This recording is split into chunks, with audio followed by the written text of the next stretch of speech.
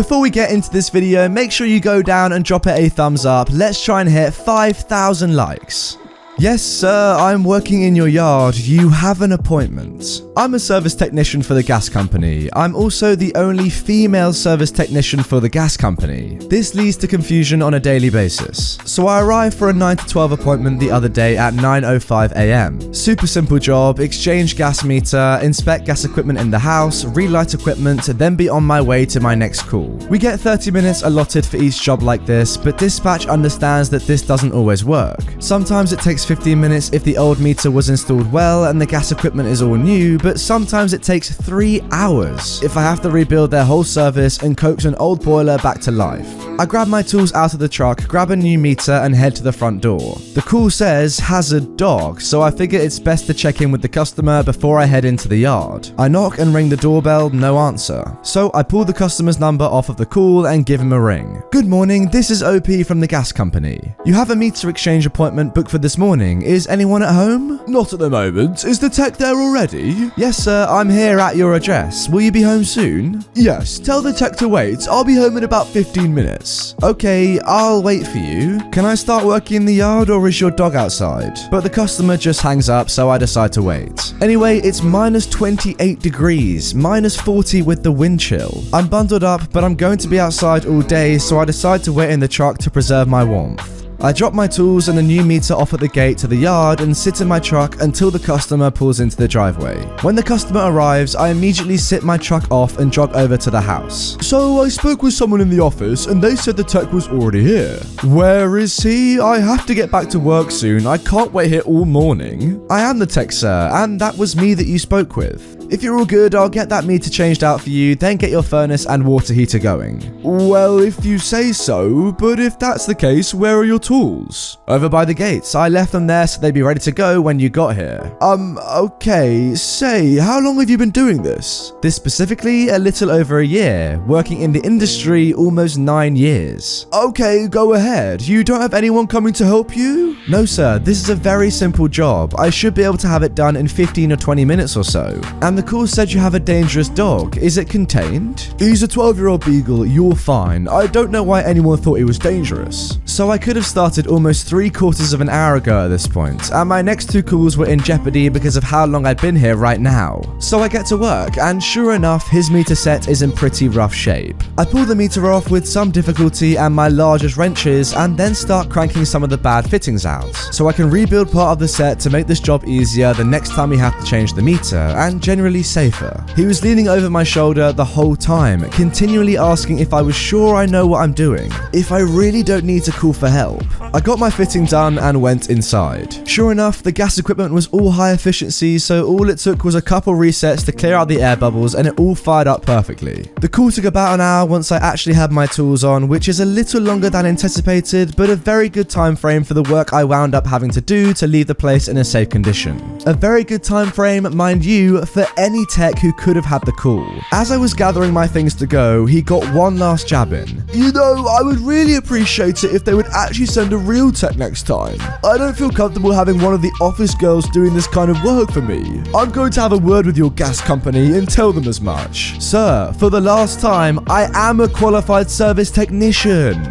Ah, sexism, ladies and gents. You love to see it in the 21st century. Yes, sir, despite not having male genitals, I am actually able to do this job. Why? Because this job requires hands and a brain. At no point is a penis required to change a gas meter. You know what? It would be such a happy coincidence if every time he needed service in the future, you were the only tech available. Now, although there are clearly sexism issues in the workplace still today, there are fewer online. That is because hackers don't care if you're a male or a female, they just want your information. But Dashlane, the sponsors of today's video, offer a safe, simple, and affordable way to store and fill your passwords and personal information online and keep you safe all day long. Dashlane Autofill makes logging into any website incredibly safe and easy. Just click login and Dashlane will do the rest. Even better, if you're making a new account, let Dashlane generate a 100% secure password that you will never have to remember. It does it all for you. That means you can log in with a single click every time. Also, it has an incredible VPN service which can encrypt your data data at the push of a button, allowing you to choose any country you would like to virtually be in, so you can access content from across the world which would otherwise be blocked. So download Dashlane today on Chrome, the App Store and Google Play on all your devices so you can be safe 24/7. You can use it on your first device for free by going to www.dashlane.com/Redditor. Then if you want to upgrade to premium to use Dashlane across all your devices, you can use my promo code Redditor to get a discount off your first year. With that being said, let's get into our next story. Oh, you work here? Pregnant ladies don't work.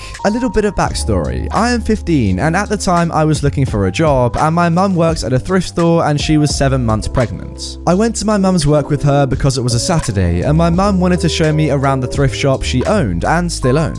This was about 2 years ago and I was a little naive at the time. So my mum was showing me around, you know, the storage room, break room, all that stuff. So, the first customer came in and I watched her help them and I watched her help a few more customers. She was working up front because most of the employees didn't show up for another few hours and the others were on break or something. Then, a girl who, yes, had a Karen hairstyle, walked in holding her kid's hand. This is how the conversation went. I'm just gonna call her Karen, yeah, I think that makes most sense. Hello, Mom, I'd like to look at scarves. We don't have any on the shelves right now, but I could bring some from the back for you to look at. Karen took a look at my mum and said, can I get a real employee please, like that girl sitting behind you? Sorry Mom, she is just watching me work and I'm the only person working right now. I'd be glad to help you. Stop lying, pregnant women don't go to work, they stay home. I must have chuckled because Karen glared at me and said, sweetie, you in the chair, come help me get a scarf and call the real manager. Mom, I'm her daughter watching her work so I can try it out myself. She is the manager. Karen looked at me shocked as one of the employees walked in from break. Then Karen said,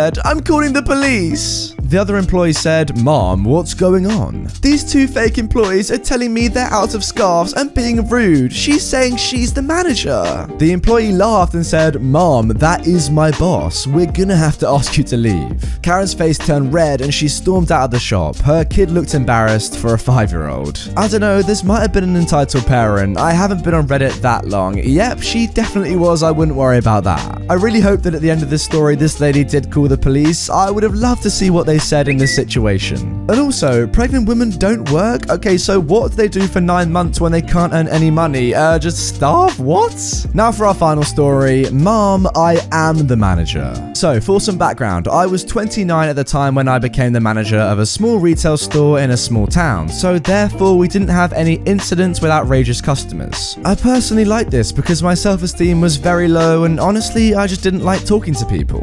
On to the story. I walk into the store with a couple of customers already looking at items on the shelves along with one of the employees smiling and waving at me. I smile and wave back and walk through a door into the break room. I didn't have breakfast that morning, so I grab a muffin and start eating so I can check up on everything. I had recently just started the position as manager, so I wanted to try and be somewhat efficient. A couple minutes later, the employee walks in. Hey, there's a lady out there with her kid. She's asking to see the manager. She also says that she knows you very well. I don't really know what to do. Oh, okay. I walked outside and introduced myself. Hello, I'm the manager. What do you need? It was an entitled Karen who scoffed. You are not the manager. I knew him. Get me the real manager. I'm confused. Mom, I am in fact the manager. I don't know who else you could be talking about. And then it hit me. She must be talking about the old manager. Oh, do you mean the old manager? Yes, I mean the old manager. Why is it so difficult for you? Mom, he doesn't work here anymore, and if you continue to yell, we will have to make you leave.